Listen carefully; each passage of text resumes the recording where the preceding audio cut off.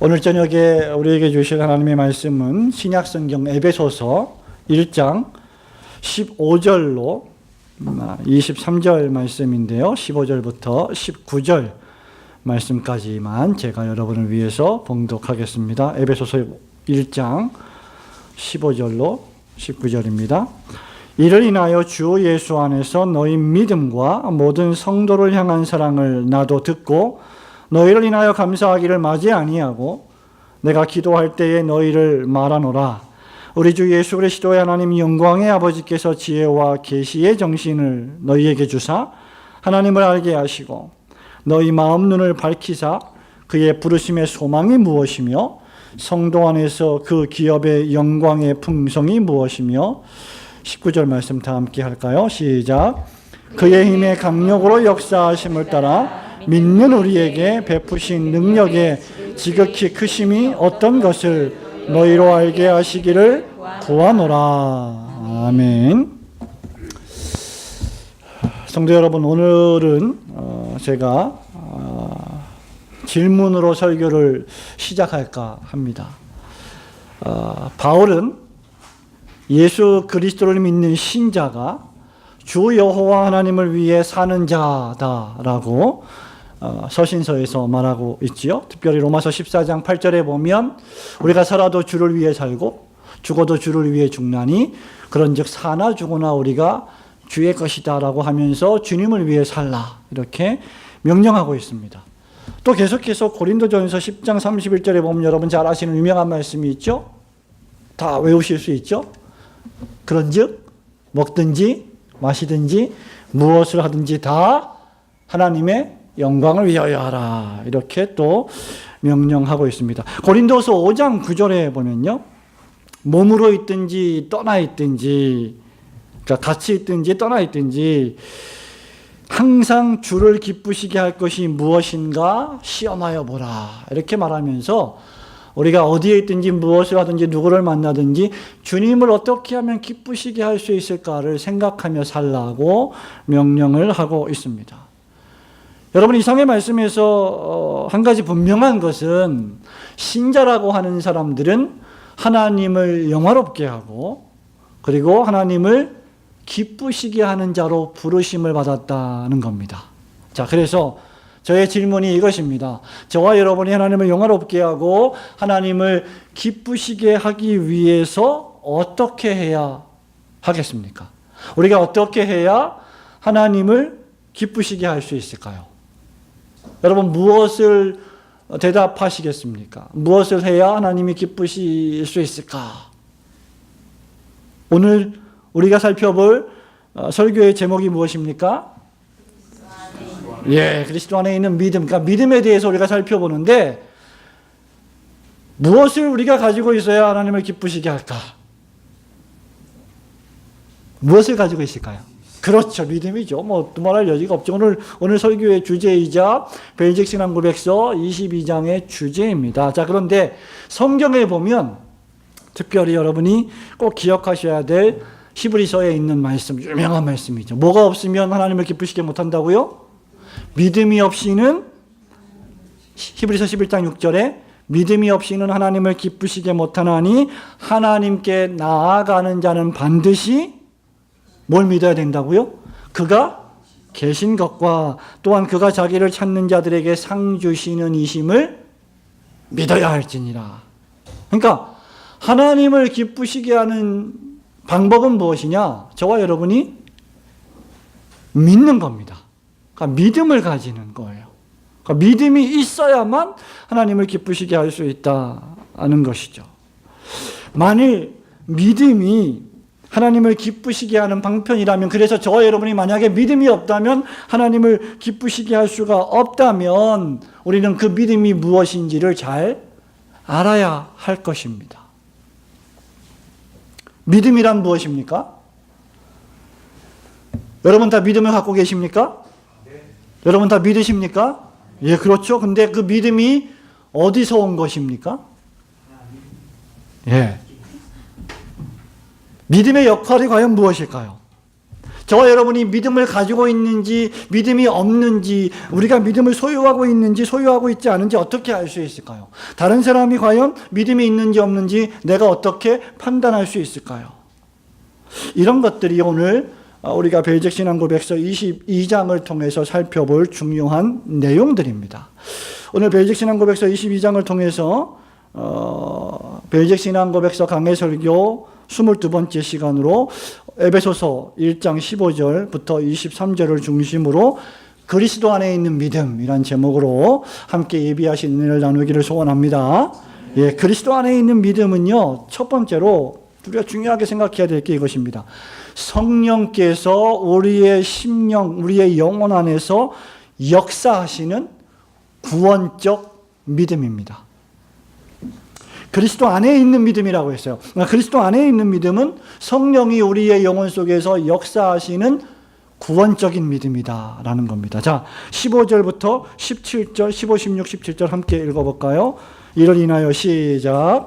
이를 인하여 주 예수 안에서 너희 믿음과 모든 성도를 향한 사랑을 나도 듣고 너희를 인하여 감사하기를 마지 아니하고 내가 기도할 때에 너희를 말하노라. 우리 주 예수 그리스도의 하나님 영광의 아버지께서 지혜와 계시의 정신을 너희에게 주사 하나님을 알게 하시고. 아멘. 지금 바울은 에베소 교회의 교인들의 믿음에 대한 감사의 표현으로서 에베소 교회 전체를 향해서 지금 편지하면서 기도를 하고 있는 겁니다. 그러니까 교회에 있는 교인들을 위해서 기도하는 기도의 내용이 지금 17절부터 시작이 되고 있는 거죠. 자, 그 기도의 내용의 핵심이 무엇이냐? 자, 여러분 가지고 계신 유인물 벨적신앙고백서 22장 1번의 첫 번째 문장만을 같이 읽어볼까요? 우리는 시작. 우리는 성령께서 이 위대한 신비의 참된 지식을 얻게 하기 위해 우리 마음속에 참된 믿음을 일으켜 주셨음을 믿습니다. 자, 지금 바울은요, 영광의 하나님 아버지께서 지혜와 계시의 정신을 너희에게 주사 누구를 알게 하시기를 원한다고요? 하나님을 알게 하시기를 내가 기도하고 있다라고 말하는데, 말하자면 저와 여러분이 하나님을 안다, 하나님을 알게 된다, 하나님을 다시 말하면 믿는다, 하나님을 받아들인다, 하나님의 존재를 인정하고 인정할 뿐만 아니라 동의하고 동의할 뿐만 아니라 그분이 나를 창조하시고 나를 구원하신 분이심을 내가 믿는다라고 할 때 그것이 어떻게 발생하는 것이냐? 신앙고백서가 이렇게 말하죠. 우리의 성령께서 이 위대한 신비의 참된 지식, 즉 구원의 지식을 얻게 하기 위해 우리 마음속에 뭘 불러일으켰다고요? 참된 믿음을 일으켜 주셨다, 발생시켜 주셨다라는 것입니다. 다시 말하면 지금 제가 말씀드리고 있는 그리스도 안에 있는 구원적 믿음이라고 하는 것은 그저 막연한 생각이나 어떤 우리의 느낌이나 감정이나 또 뭐 꿈을 꾸어가지고 무슨 뭐 이상한 환상을 보았다거나 어떤 이상한 음성을 들었다거나 여기에 좌우되는 것이 아닙니다. 구원적 믿음은 뿐만 아니라 저와 여러분이 교회를 왔다 갔다 하면서 신앙의 척도나 또는 교회 생활의 열매를 가늠하는 그런 종류의 믿음을 이야기하고 있는 게 아닙니다. 이 구원적 믿음은 그야말로 문자 그대로 구원하는 믿음입니다. 바울이 지금 에베소 교인들을 위해서 기도하면서 여러분 이 말씀들을 읽을 때 잘 살펴보세요. 17절에 보면 지혜와 계시의 정신을 너희에게 어떻게 해요? 주사. 그러니까 우리는 어떤 존재입니까? 그렇다면 지혜와 계시의 정신을 받아야 되는 존재예요. 그러니까 지혜는 뭘 깨닫게 하는 것이고 계시라고 하는 것은 감추어져 있던 거, 보이지 않는 것을 열어주시는 거거든요. 그러니까 지혜와 계시의 정신이란 이전에는 내가 몰랐었는데 가리워져 있었는데 보이지 않았었는데 그것을 보게 되고 알게 되고 믿게 되는 정신을 말하는 거죠. 그러니까 우리는 그걸 받아야 돼요. 그러니까 수동성입니다. 그리고 18절에 보면요, 너희 마음 눈을 밝히사, 19절 하반절에 보면 너희로 알게 하시기를, 그죠? 우리의 마음의 문을 누가 여십니까? 하나님께서. 그리고 우리가 어떻게 알게 됩니까? 하나님이 우리의 마음의 문을 열어주셔야 알게 된다는 것이죠. 자, 그래서 17절의 마지막에 보면 지혜와 계시의 정신을 너희에게 주사 하나님을 알게 하시고, 이렇게 지금 바울이 기도하고 있는 것입니다. 믿음이란 무엇이냐? 저와 여러분이 가지고 있는 이 구원적 믿음이란 무엇이냐? 믿음이란 먼저 저와 여러분이 무엇인가를 보고 하고 뭔가를 우리가 만들어내고 하는, 그러기 전에 먼저 받아야 하는 것이다 라는 겁니다. 저와 여러분의 눈이 열려져야 볼 수 있죠. 저와 여러분의 마음의 눈이 열려져야 깨달을 수 있습니다. 마음의 문이 열리지 않으면 절대로 우리는 알 수가 없어요. 그냥 들어도 한 귀로 듣고 그냥 다른 편귀로 빠져나갑니다. 마음이 열리지 않으면 상대방이 앞에 있어서 나한테 무슨 얘기를 해도 귀에 안 들어와요. 마음이 열려야만 상대방의 말을 받아들이게 되는 겁니다. 영적인 이치도 똑같지요. 17절에 보면 지혜와 계시의 정신을 주사 하나님을 알게 하시고, 18절에 너희 마음 눈을 밝히사라고 했고, 19절에 믿는 우리에게 베푸신 능력의 지극히 크심이 어떤 것을 너희로 알게 하시기를 내가 기도하고 있다. 그러니까 바울은 지금 뭘 기도하냐면 에베소 교회 교인들이 믿음이 발생하기를, 이미 발생한 신자들은 더 믿음이 강력해지고, 믿음이 없는 성도들에게는 하나님이 그 마음의 문을 여셔서 믿음이 발생하기를 기도하고 있는 겁니다. 믿음을 위한 기도이지요. 우리 장로교의 신앙고백의 표준인 웨스트민스터 신앙고백서 제14장이 구원적 믿음에 대해서 이렇게 말하고 있습니다. 택함을 받은 자들이 그들의 영혼의 구원에 이르도록 믿을 수 있게 된 이 믿음의 은혜는 그들의 마음속에 계시는 그리스도의 영의 역사이다. 그러니까 우리가 구원을 얻는 믿음을 소유하게 되는 것은 하나님이 주시는 은혜이고, 그리고 그것은 어떻게 이루어지느냐? 우리 마음속에 계시는 그리스도의 영, 즉 성령이 역사하셔야 되는 것이다. 이렇게 말하고 있습니다. 말하자면 구원은 믿음의 은혜가 있어야 가능하다는 것이죠. 그러니까 믿어지는 은혜를 받아야만 가능하다는 것입니다. 이것은 보통 말씀의 사역으로 시작되죠. 설교이든지 성경이든지 아니면 전도이든지 여러분이 친구들에게 무슨 말을 했든지 간에 말씀의 씨앗이 뿌려질 때 신자들이 이 말씀을 믿는 것은, 아니 이 말씀이 믿어지는 것은 바로 우리 안에 있는 그리스도의 영께서 믿음의 은혜를 부어주셨기 때문입니다. 그래서 우리가 전도하러 나가기 전에 늘 먼저 기도하는 것이 무엇입니까? 우리가 전도할 때 우리가 이 전도의 말이 그들에게 들려질 때 성령께서 마음의 문을 여셔서 그 말씀을 받아들일 수 있는 상태로 만들어 주시기를 기도하고 전도하는 것이죠. 바로 이 믿음의 은혜를 통해서 신자는 성경에 게시된 것은 무엇이라도 다 참되고 진실한 하나님의 말씀이라고 믿게 되는 것입니다. 히브리서 11장에 보면 믿음의 영웅들의 목록이, 소위 믿음의 영웅들의 이름들이 나오게 되죠. 그죠? 아벨, 노아, 아브라함, 기타 등등 쭉 나옵니다. 이들의 공통된 특징이 무엇입니까? 여러분 히브리서 11장 읽으실 때 예? 믿음으로. 근데 거기서 끝나요? 그렇지 않죠? 믿음으로 아벨은 어떻게 했어요? 하나님께 제사를 올렸고, 그죠? 노아는 믿음으로 방주를 준비했고, 아브라함은 믿음으로 갈 바를 알지 못하는데 약속하신 명령에 따라서 길을 떠났고. 그러니까 뭐냐면 믿음은 뭘 양산합니까? 행동을 양산합니다. 믿음은 반드시 무엇인가를 행동하게 합니다. 그러니까 믿음은 그들로 하여금 하나같이 움직이게 만들죠. 말씀드린 대로 아벨은 제사를 드렸고, 노아는 방주를 만들었고, 아브라함은 갈 바를 알지 못하고 말씀만 가지고 믿음으로 떠났습니다. 어떻게 말입니까? By faith. 믿음으로, 믿음으로, 믿음으로. 계속해서 반복되는 단어가 뭐예요? 믿음으로입니다. 믿음을 행동하게 만드는데 왜 행동을 하게 만드냐, 이것이죠, 지금. 믿음이 하는 일입니다. 믿음을 행동하게 만드는데 그냥 맹목적으로 행동하는 것이 아니에요. 왜 행동하게 만드느냐? 믿음으로 말미암아 눈이 열려서 하나님을 보게 되었기 때문입니다.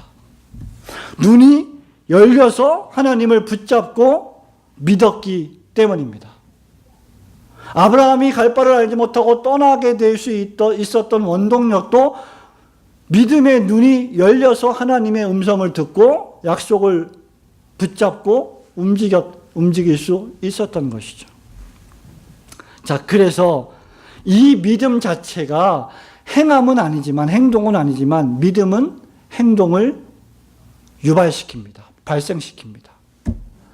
저와 여러분은 왜 오늘 수요 예배에 여기 나와 앉아 계십니까? 이게 무슨 표현일까요? 아무 맹목적으로 의미 없이 김유신 장군처럼 내가 원하지도 않았는데 말 타고 어디 집에 갔습니까? 아니에요. 무슨 표현입니까? 믿음의 표현이에요. 하나님을 믿기 때문에 예배하러 나오고 하나님을 믿기 때문에 말씀의 은혜를 받으려고 내 영혼이 작용을 하는 겁니다. 그래서 믿음은 히브리서 표현대로 하자면 무슨 실체라고요? 믿음은 내가 바라는 것들의 실상이요.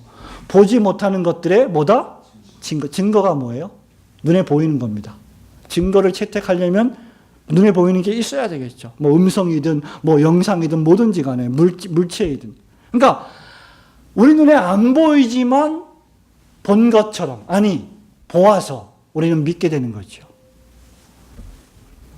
여러분, 이것이 믿음이 하는 일이고 보이지 않는 것을 보는 것, 이것이 지금 바울의 기도의 핵심입니다. 지혜와 계시의 정신을 주사 너희로 눈에 보이지 아니하시는 하나님을 알게 하시고 그 마음의 눈을 밝히사 우리를 불러주신 그 부르심의 소망의 풍성함이 무엇인지를 알게 하시고 알게 하시고 알게 하시고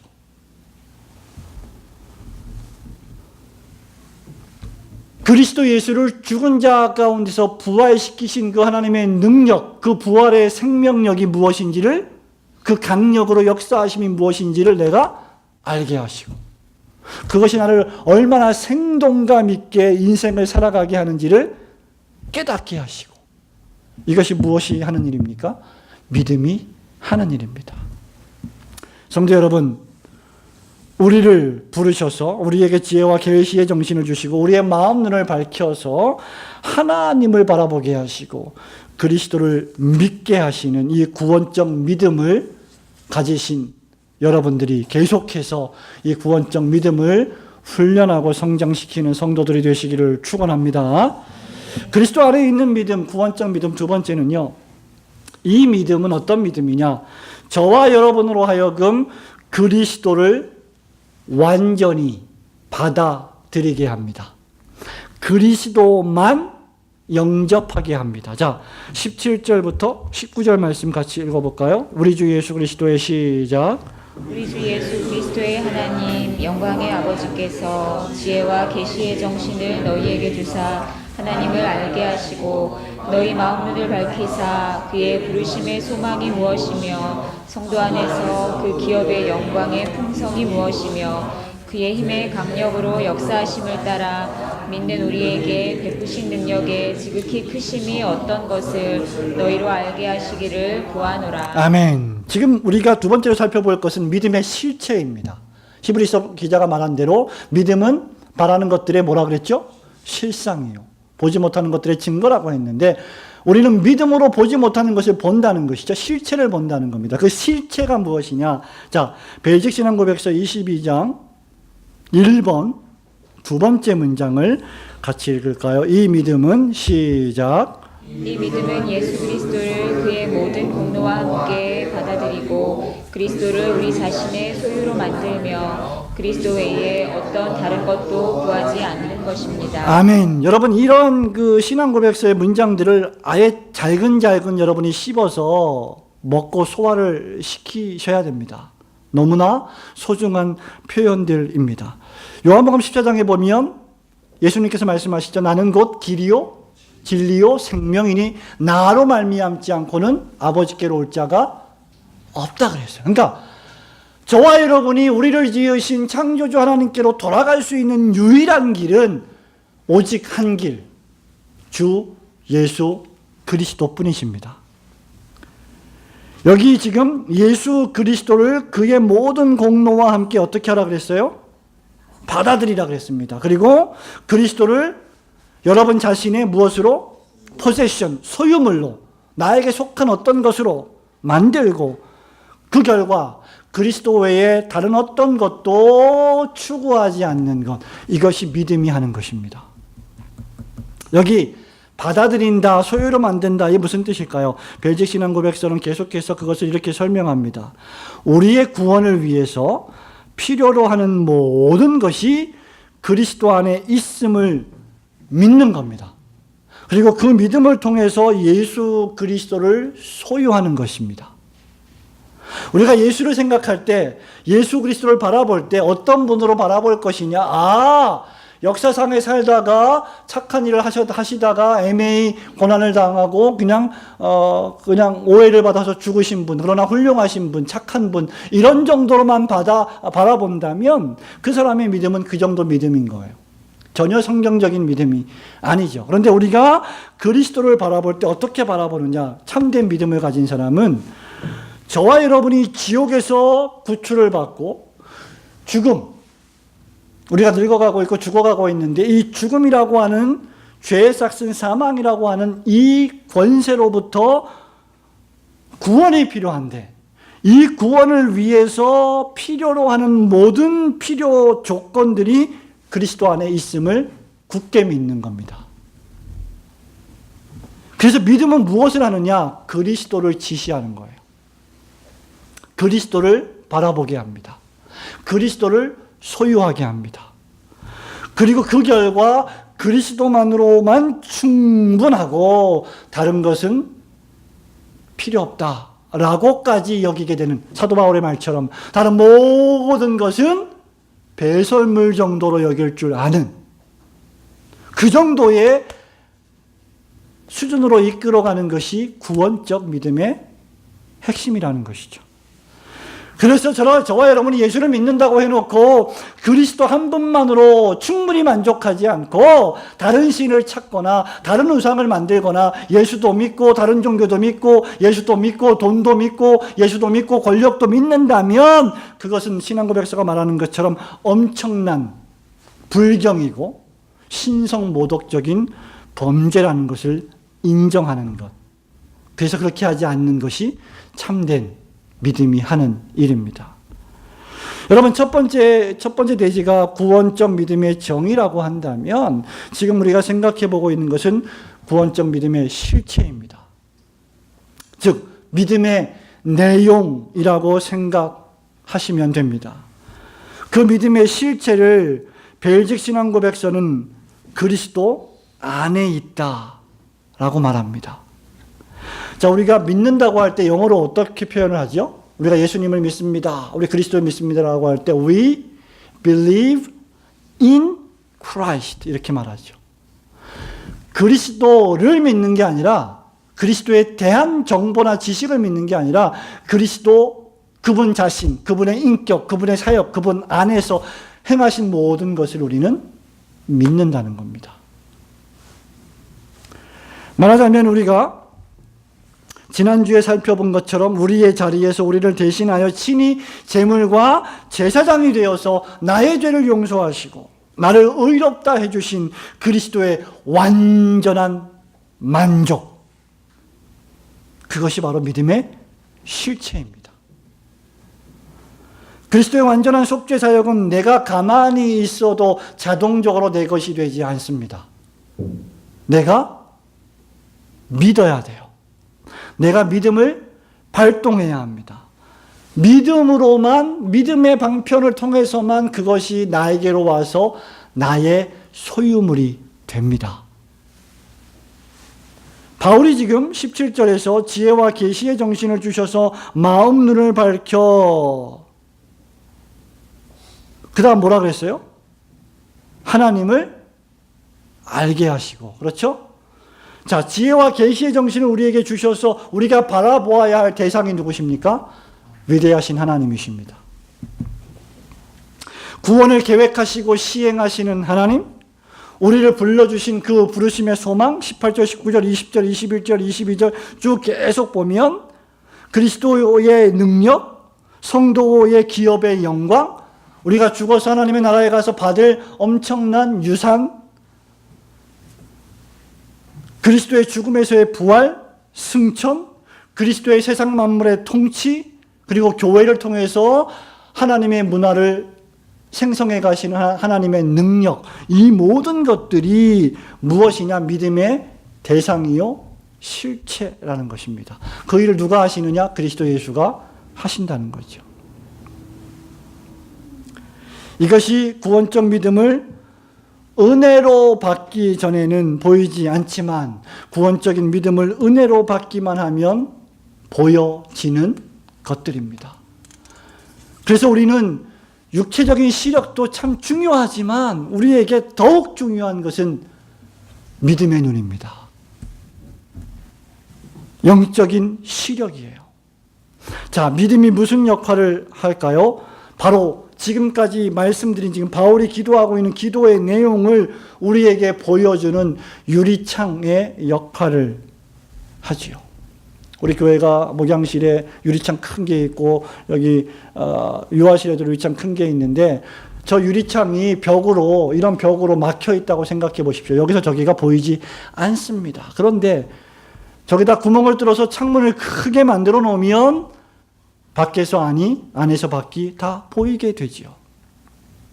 마치 그런 것처럼 벽으로 가로막혀 보이지 않던 주님을 그 벽에 창문을 내어서 보게 만들어주는 역할을 하는 것이 믿음이 하는 일입니다.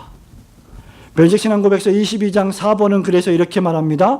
그러므로 예수 그리스도께서 우리의 의이시고 믿음은 그리스도의 모든 은덕들을 수여받음에 있어서 그 다음 뭐라고 말하죠? 우리를 그리스도와 교제하게 하는 방편입니다. 믿음은 우리를 그리스도 앞으로 데려가고요. 저와 여러분을 그리스도를 보게 하고 그분과 말하고 그분과 함께 먹고 마시고 동고동락하고 사귀게 하는 것입니다. 마치 저와 여러분이 어저께 그저께 1박 2일 동안 야유회를 가서 같은 방에서 자고 같이 밥을 먹고 같이 식사를 하고 같이 커피를 마시고 같이 등산을 하는 것처럼 그렇게 하면서 교제하고 사귀었던 것처럼 믿음은 우리를 그리스도와 사귀게 만들어 준다는 것이죠. 그러나 여전히 강조할 것은 무엇입니까? 믿음 자체가 실체가 아니라는 겁니다. 실체가 누구십니까? 우리의 의가 되시는 그리스도 예수이십니다. 믿음으로 예수 그리스도께서 나의 죄를 위한 완벽한 만족과 나의 영상을 위한 완벽한 의가 되십니다. 그래서 히브리서 12장 2절은 이렇게 말하죠. 믿음의 주요 또 온전케 하시는 이인 예수를 바라보자. 믿음을 가진 사람의 특징이거든요. 예수를 바라보는 거예요. 언제? 잘 될 때도 예수를 바라보고, 언제? 질병이 찾아오고 아픔이 찾아오고 환난이 찾아오고 고통 중에 있을 때에도 예수를 바라보고, 그것이 구원적 믿음을 가진 사람이 할 수 있는 엄청난 능력입니다. 왜? 구원적 믿음은 우리를 항상 그리스도에게 인도하기 때문입니다. 왜 우리가 예수를 바라보아야 하는가? 왜냐하면 그리스도께서는 그 앞에 있는 기쁨을 위하여 십자가를 참으셨고 부끄러움을 개의치 아니하시더니 하나님 보좌 우편에 앉아서 저와 여러분의 수치를 다 제거하시고 우리를 하나님 보좌 우편에 앉게 하시는 승리의 영광을 선물로 주신 분이시기 때문입니다.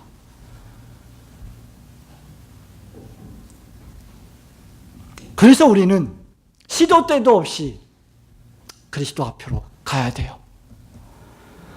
우리 믿음의 주인이신 우리의 믿음의 시작과 진행과 마지막이 되시는 그리스도 예수를 보아야 합니다. 성도 여러분, 저와 여러분에게 믿음의 은혜를 주셔서 이 타락한 세상에서 그리스도를 온전히 받아들여 그리스도 안에 있게 하심으로 놀라운 구원과 부활의 능력을 체험하게 하신 하나님의 은혜에 항상 감사, 찬송하시기를 주님의 이름으로 축원합니다. 그리스도 안에 있는 믿음, 마지막 세 번째는요, 신자의 구원적 믿음이라고 할 때 여기에 이 믿음은 구원 그 자체가 아니라, 즉 구원의 공로가 아니라 구원을 얻게 하는 방편이요 수단입니다. 18절 19절 말씀 다시 읽어보겠습니다. 너희 마음 눈을 시작. 너희 마음 눈을 밝히사 그의 부르심의 소망이 무엇이며 성도 안에서 그 기업의 영광의 풍성이 무엇이며 그의 힘의 강력으로 역사하심을 따라 믿는 우리에게 베푸신 능력의 지극히 크심이 어떤 것을 너희로 알게 하시기를 구하노라. 네, 바울은 지금 계속해서 기도하고 있는데 그 기도의 핵심은 너희 눈을 열어서 좀 보게 되기를 원한다. 그러니까 우리가 믿음을 가질 수 있도록 분투하고 노력해야 되겠지만 믿음이라고 하는 것, 이 구원적 믿음이라고 하는 것은 단순히 우리의 노력과 분투로 이루어질 수 있는 것이 아니라는 거죠. 하나님의 은혜의 선물로 주셔야 된다는 겁니다. 자, 벨직 신앙고백서 22장 가지고 계신 유인물 3번도 함께 읽어보겠습니다. 동시에 엄격히 말하자면 시작. 동시에 엄격히 말하자면 우리는 믿음 그 자체가 우리를 의롭게 해주는 것과 같은 뜻으로 말하지 않습니다. 믿음은 우리가 그리스도를 우리의 의로 받아들이는 데 사용되는 방편이기 때문입니다. 즉 그리스도께서는 당신의 모든 공로와 당신께서 우리를 위해 그리고 우리를 대신하여 행하신 모든 거룩한 사역들을 우리에게 전가하셨습니다. 예, 아멘. 4번도 이렇게 말합니다. 그러므로 예수 그리스도께서 우리의 의이고 믿음은 그리스도의 모든 은덕들을 수여받음에 있어서 우리를 아까 읽은 것처럼 그리스도와 교제하게 하는 방편입니다. 이 모든 은덕들이 우리의 것이 될 때 우리의 죄를 사해 주시기에 충분하고도 남음이 있는 것입니다. 자, 이제 우리는 설교를 마무리하면서 이것을 분명히 해야 합니다. 처음 복음의 말씀, 이 구원의 말씀을 듣고 믿었을 때, 저와 여러분이 예수님을 영접했을 때, 눈물 콧물 흘리면서 죄를 회개하고 예수님의 의를 받아들였을 때, 그것은 내가 믿었기 때문에 나에게 공로가 되는 선물이 아니라 주님의 영이 주의 성령께서 우리에게 베푸신 은혜의 결과라는 사실입니다. 날 구원하는 믿음은 믿음 그 자체에 있지 않고 믿음으로 말미암는 것입니다. 그래서 believe in Christ. We are justified by faith alone. 오직 믿음으로 말미암아 의롭게 됩니다. 라고 말하는 것입니다. 즉 믿음을 통해서라는 말이죠. 이 믿음, 날 구원하는 이 믿음의 실체는 믿음 자체가 아니라 믿음이 붙잡는 예수 그리스도와 그분의 완전한 만족이라는 것입니다. 날 구원하는 것은 믿음 자체가 아니라 믿음이 붙잡는 복음의 말씀 그 자체입니다. 그 하나님 말씀이 말하는 지금 17절, 18절, 19절, 20절에서 쭉 계속해서 말하는 그 부르심의 소망, 성도의 기업의 영광의 풍성함, 우리의 힘으로 살지 않고 그리스도의 힘의 강력으로 살아가는 믿음의 삶, 그 안에서 역사하는 능력, 그것이 우리를 구원한다는 것입니다. 믿음은 이것을 붙잡는 거예요. 그래서 바울은 에베소 교회를 위해서 기도할 때 하나님 저들의 눈을 열어주십시오. 마음을 열어주십시오. 지혜와 계시의 정신을 주십시오. 그리고 이것들을 깨달아 알게 해 주십시오라고 기도한 것입니다. 성도 여러분, 사도 바울이 이렇게 기도했다면 저와 여러분이 이렇게 기도하지 않아야 될 이유가 무엇이란 말입니까? 여러분의 남편이, 여러분의 아내가, 여러분의 가족 중에 아직도 그리스도 앞에 나오지 않은 사람들이 있습니까? 바울의 모범을 따라 기도하십시오. 주님, 내 가족들에게 지혜와 계시의 정신을 주셔서 하나님을 알게 하시고 성도의 부르심의 소망의 풍성함을 깨닫게 해주세요. 기도하십시오. 하나님의 성령이 살아계시다면 그 기도를 들으시고 언젠가 응답해 주시는 놀라운 경험을, 역사로 여러분이 체험하실 줄로 믿습니다. 그래서 칼빈은 믿음을 가리켜서 뭐라고 말했냐면 영혼의 손이다. 자, 우리 육체가 손이 있잖아요. 우리는 이 손으로 뭘 붙잡기도 하고 뭘 놓기도 하고 밥을 먹기도 하고, 그렇죠? 영혼의 손이다 말이죠. 그리스도를 얼싸안는 영혼의 손. 청교도들은 자주 믿음을 가리켜서 거지의 빈손이라고 표현했습니다. 거지의 무슨 손이요? 준원군, 거지가 빈손으로 뭐해요? 구걸하죠? 뭘 달라는 거예요. 그죠? 근데 쥐고 있으면 받을 수가 있겠습니까? 빈손이란 무엇이냐? 나의 공로가 하나도 없다. 믿음이라는 것은 철저하게 하나님의 선물을 우리가 받는 것입니다. 그런데 저와 여러분이 우리의 손에 무언가를 잔뜩 쥐고서는 결코 하나님이 예비하신 선물을 받을 수가 없어요. 우리가 무언가 잔뜩 쥐고 있으면 하나님의 선물을 찾지도 않습니다. 세상에 주는 쾌락, 만족, 유혹, 죄, 온갖 것들로 다 쥐고 있으면 주님 앞에 나올 생각을 하지 않지요. 세상이 너무 좋은 거예요. 이렇게 살아도 아무 탈 없이 잘 살아가는 거예요. 그냥 눈에 보이는 세상이 전부인 것처럼 살아가는 거예요. 잔뜩 쥐고 있는 겁니다. 권력도 쥐고, 돈도 쥐고, 쾌락도 쥐고, 모든 것을 다 쥐고 있는 거예요. 하나님이 주시는 선물을 받으려면 내가 움켜쥔 것들을 버려야 합니다. 놓아야 합니다. 다 주님께 맡겨야 합니다. 심지어 수고하고 무거운 짐들도 다 주님께 맡겨버려야 됩니다. 왜 그 무거운 짐을 내가 다 지고 감당도 못하면서 쓰러지고 넘어지면서 그 짐을 지고 있습니까? 맡겨야 됩니다. 내 손에 쥔 것도 내가 갖고 하나님이 주시는 것도 받으려고 하는 것은 탐욕입니다. 벨직 신앙고백서가 우리에게 경고하는 것이 무엇입니까? 그리스도만으로 충분히 만족하지 않고 다른 구원의 방편을 추구하려 하는 것, 그것을 경고하고 있습니다. 이것은 그리스도를 반쪽짜리 구세주로 만드는 불경한 행위라고 했습니다. 예수도 믿고 하나님도 섬기고 세상에서 세상의 법칙대로 세상의 우상이 요구하는 대로 살면서 세상에서도 존경을 받고 바알도 섬기고 하나님도 섬기고 돈도 섬기고 하나님도 섬기고, 그것은 주님을 우리의 인생의 반쪽짜리 구세주로 만드는 아주 사악한 행위입니다.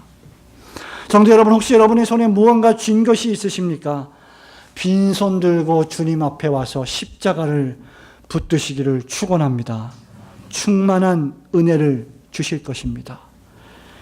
여기서 한 가지 우리가 더 생각해 보아야 할 것은, 저와 여러분을 구원하시는 그리스도는 완전하지만 그분을 받아들인 이후에 우리의 믿음의 정도에는 각각 차이가 있다는 것입니다. 우리는 이것을 또다시 웨스트민스터 신앙고백서의 도움을 받아서 이해할 수가 있는데요. 신앙고백서 14장 3항이 이렇게 말합니다. 이 믿음은 정도의 차이가 있어 약하기도 하고 강하기도 하며 여러 가지 시련을 자주 당하여 약화될 수 있으나 끝내 승리를 얻는다. 많은 경우에 우리 믿음의 조성자와 완성자이신 그리스도를 통하여 넘치는 확신에 이르기까지 믿음은 자라난다. 자, 그래서 우리가 믿음의 성장을 위해서 끊임없이 이렇게 수요예배도 나오고 금요 기도회도 나오고 주일도 지키면서 분투하고 기도해야 하겠지만 여전히 믿음은 방편입니다. 중요한 사실은 믿음의 방편의 정도에 있지 않고 믿음의 주체이신 그리스도를 붙잡는 데 있습니다. 어떤 경우에 나는, 여러분 자신을 한번 생각해 보십시오. 각자가 내가 참 믿음이 있는 것 같아요. 믿음의 행동을 하는 것 같아요. 내가 열심히 신앙생활을 잘하는 것 같고 가정에서도 모범적으로 살고 직장과 사업장, 사회생활에서도 아주 모범적으로 사는 것 같아요. 도덕적으로 깨끗하게 살고 남의 비판을 받지 않고 착한 일도 많이 하고 참, 이 정도면 신자 같구나. 이 정도면 내가 어디 나가서 성도라고 말할 수 있겠구나. 그런 아주 충만한 상태에 우리가 있을 수 있습니다. 그런데 어떤 경우에는 저와 여러분이 전혀 믿음의 모습은커녕 죄를 짓고 있는 나 자신을 발견할 때가 있을 것입니다. 내가 이래놓고도 목사야? 이래놓고도 내가 장로야? 이래놓고도 내가 신자야? 라고 할 때가 있을 겁니다. 그럴 때 우리 신자들은 좌절하고 넘어집니다. 그럴 때 사단 마귀는 우리 옆에 슬그머니 와서 부추기지요. 야, 네가 그러고도 교회를 다니냐? 네가 그러고도 뭐 천국에 가려고 언감생심 유혹합니다. 우리의 믿음은 정도의 차이가 있어서 약하기도 하고 강하기도 하는데 더욱이 시련과 고통을 당할 때 아주 나약해질 수 있다는 거죠. 큰 질병을 당했을 때, 난데없이 엄청난 사고를 당했을 때, 우리 가족 중에 누가 갑자기 죽었을 때, 천재지변이 발생했을 때 우리의 믿음은 너무나 나약해져서 마치 하나님이 안 계신 것처럼 좌절할 수가 있다는 겁니다. 그러나 바로 그때 저와 여러분이 당하는 고난의 경중이 어떠하든지 관계없이 바로 그때 구원적 믿음을 가진 사람들이 명심해야 할 것은 바로 우리의 위대한 만족이 되시는 그리스도 그분만을 믿음으로 붙잡아야 한다는 것입니다. 내 믿음이 날 구원하는 게 아니에요. 내가 붙잡고 계신 그리스도가 날 구원하십니다. 아주 작은 믿음이라도, 아주 유아 같은 믿음이라도, 화린이와 같이 아주 어린아이라도 순전하게 어린아이와 같이 예수님을 꽉 붙잡으면, 온전히 신뢰하면 그리스도께서 날 구원하십니다. 우리를 위한 위대한 만족이 되시는 그리스도만이 우리 죄를 사해 주시고 우리를 의롭다 하실 수 있는 모든 은덕들을 넘치도록 충만히 주실 것이기 때문입니다. 성도 여러분, 여러분이 가지고 있는 믿음이 크든지 작든지, 여러분이 주의 나라와 주의 교를 위해서 얼마나 열심으로 봉사하든지 관계없이 그리스도를 붙잡는 성도들이 되시기를 주님의 이름으로 축원합니다. 말씀을 맺습니다. 우리가 오직 그리스도만을 바라보고 그리스도 한 번만으로 만족해야 할 이유가 여기 있습니다. 그리스도는 우리 구원과 행위를 성취하여 주시는 유일무이한 구주이십니다. 날 위하여 모든 율법을 다 성취하시고 죄는 짓지 아니하신 순결하신 구주, 그분을 우리가 믿을 때 그분의 모든 완벽한 순종과 의의가 믿음으로 말미암아 믿음을 통하여 나의 소유가 되는 줄 믿으시기를 축원합니다. 저와 여러분의 부모님은 저와 여러분을 끝까지 지키지 못하고 떠납니다. 심지어 자식들이 먼저 떠나는 비참한 경우도 발생합니다. 그러나 그리스도 예수 그분은 어제나 오늘이나 영원토록 동일하셔서 여러분 각자를 지키시는 유일한 구주가 되십니다. 그러므로 그리스도 외에 다른 것을 신적으로 의지하거나 추구하는 것은 신앙 고백서가 말하는 것처럼 불경하고 신성 모독적인 것입니다. 예수를 믿는다 고백하면서 예수 그리스도 밖에 있어서는 결코 안 됩니다. 참된 신자는 그리스도 밖이 아니라 그리스도 안에 있는 자입니다. 바울은 로마서 8장 1절에서 이렇게 말합니다. 그러므로 이제 그리스도 예수 안에 있는 자에게는 결코 정죄함이 없나니 그리스도 예수 안에 있는 생명의 성령의 법이 죄와 사망의 법에서 너를 해방하였습니다. 다윗은 범죄한 이후 회개하고 기도할 때 시편 32편 1절에서 무엇이라 기도했습니까? 허물의 사함을 얻고 그 죄의 가리움을 받은 자는 복이 있도다. 마음에 간사함이 없고 여호와께 정죄를 당하지 않는 자가 복이 있도다. 어떻게 여호와의 정죄를 피합니까? 날 위해 그 정죄를 다 받으신 그리스도 예수의 완전한 순종과 의 안으로 저와 여러분이 피할 때만 가능해집니다.